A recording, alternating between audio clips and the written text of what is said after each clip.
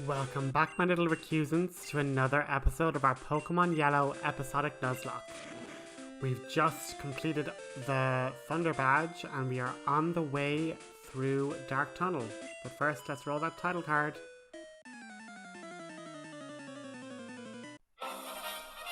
Walking the Path to Darkness. Bit of an ominous title. Is it a foreshadowing of things to come? But for right now, this is going to be Seraphine's first big battle. Hit with Stun Spore, never good, but it's not damage. And just showing the absolute power of Body Slam. Jigglypuff doesn't even have that high of a physical offense, but we're getting Stab because it's also normal type. And unfortunately, we do get a full paralysis here, which then means that our next time we can hit, Absorb has actually recovered enough HP to survive the second one. But third time's the charm, get that done, but we now are paralyzed. And even though we do get a level up, which does give us a nice extra boost to our HP, these Bellsprouts can wrap. And wrap mixed with paralysis can be like a really deadly combination. So we decide to switch over to Huntress, who still doesn't have like wing attack. We would just like some sort of flying move on our bird, please. It's been like 26 levels, so would have thought we'd get something, but however. We have Bellsprout going for growth. We know that strat well, but thankfully it didn't go for wrap. It didn't go for like poison powder wrap, which is like literally the like nail in the coffin, really bad situation. But again, for Roxas, he's sort of out of options now. He literally now can't go home. Professor Oak has kind of sent him aid in terms of the HM for Flash, so we can kind of get through the rock tunnel relatively painlessly. But like what we said in the last episode, his mother's being harassed by Team Rocket, but for whatever reason, Professor Oak's aide seems to say, don't worry about it, she's grand, they won't harass her. So there's a bit of a question mark there as to why that is. But we're kind of now, finally, I know like I started this like series with like the very beginning of the channel and we're only kind of at Cerulean now, but or on the way to Celadon now, but we've actually finally hit the mid-game. And in terms of storyline progression, there's actually loads of kind of fun like tidbits I kind of want to go through when we get to like Celadon, Saffron, and like extra elements to the story to really give Roxas a lot more of a unique story than maybe the general story of Red, Blue, and Yellow gives. But that will include Team Rocket, and I think those that have played Gen 1 will know, oh, well, we're going to have to like go through the game corner. And even in terms of a Nuzlocke then, because I am allowing for gift Pokemon, I just don't want to use them unless we basically hit like a game over stasis where there's no like chance of us being able to finish the storyline. And I mean, ultimately Roxas' story could end in tragedy where he is stopped, you know. Now, we do have Teleport and Thunderbolt and the HM for Flash and stuff, just checking through the different things we have. Rest is also very useful, like good for a tanky Pokemon that can like take a lot of hits and then heal up and eventually wake up in time. But Roxas is essentially meandering through this kind of mountainous pass, and as I say, came across that young lady there, and me thinking it was a hiker and I could like cheese it with Seraphine's bubble attack. Out comes a fighting type and I'm like, eep, normal's one weakness, get it out of there. And then low kick, even though I'm like, okay, it resists because it's fighting and Huntress is a flying type, we're going to now try and just lower its accuracy, and now we're in crit range, so we're like, oh, can't stay in with that either, can't use Gyarados because narrative reasons, Roxas is terrified of Gyarados. And Sunny actually taking a critical hit there, so staying in the Huntress would have led to another death in our campaign, which we obviously do not want.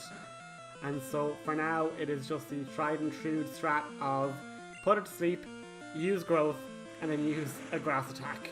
Like, realistically, I think this actually is Sunny's final moveset, unfortunately. Like, maybe we get a stronger grass move or what have you. But realistically, it's like growth, sleep powder.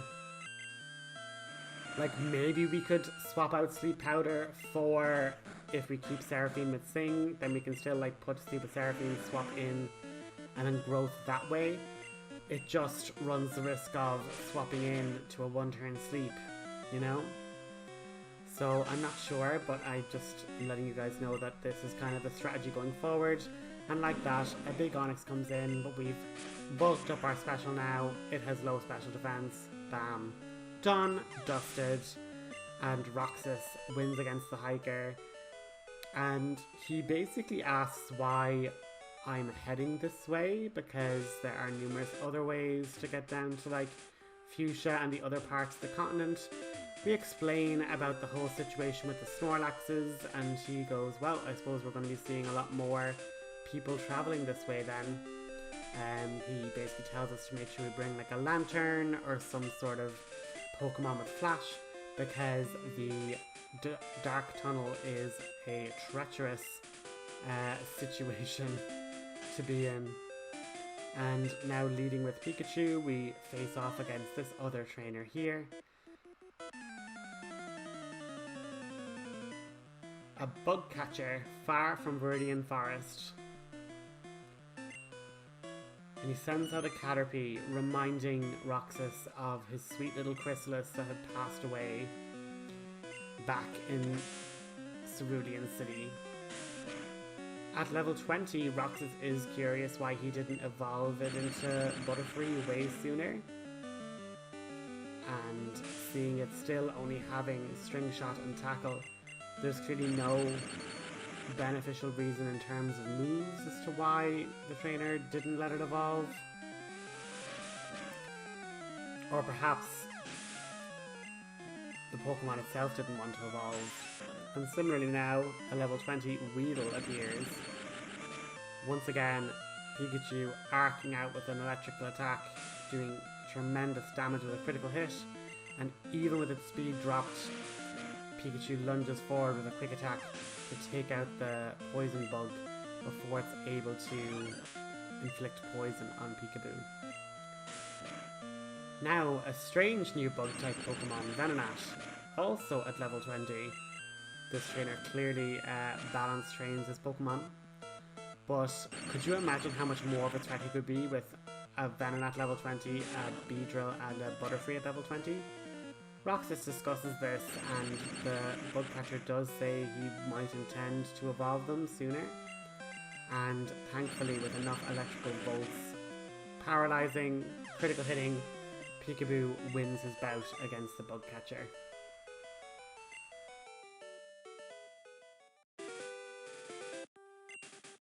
He does question why Roxas doesn't have a bug Pokemon of his own, since they are so plentiful. Roxas explains cheerily about what happened to Butterfree, and the trainer does lead him through the rest of the mountain path and safely to the Pokemon Center by this rushing mountainside river. Entering the Pokemon Center, Roxas is pleased to see that no Team Rocket grunts were in pursuit of him. Resting and healing up his Pokemon, he decides to venture back into the wilderness to see if he can find another Pokemon to add to the ranks and to help him in the worst case scenario of another Pokemon perishing. He chats with the Bugcatcher, who does say that he will evolve his Caterpie and Weedle into Butterfree and Beedrill in honor of Roxas and his lost Butterfree. Checking on all its different team members, Pikachu very excited to have its new Shining Light ability in Flash and is dazzling all those with its shimmering fur in the Pokemon Center. but Roxas unfortunately is still terrified of Splishy, and even seeing the rushing river, decides against releasing him out of his Pokeball out of the pure fear that he would go on a rampage near the hospital. Lost in thought, Roxas and Peekaboo looking out. Peekaboo's fur stands on end as another electric presence enters the area. Tackling Peekaboo off Roxas' shoulder, the Magnemite lunges in, tackle after tackle, Pikachu dazzling it with its light, making it miss repeatedly. Curious that it doesn't seem to be using any electrical attacks, Magnemite is jealous that Pikachu itself can generate arcs of lightning and was probably attracted to Pikachu through a magnetic sort of pull due to its electromagnetic frequencies.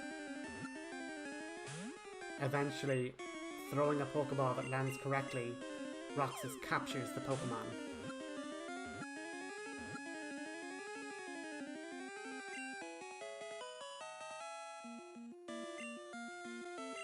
Magnemite, the magnet Pokemon.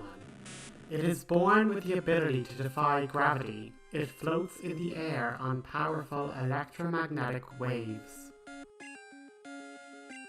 And with that new capture, that's basically going to be the end of the episode, and we're going to pick right up at the start of our next episode with our journey into Rock Tunnel. Thanks for watching, guys. I hope you have a good one.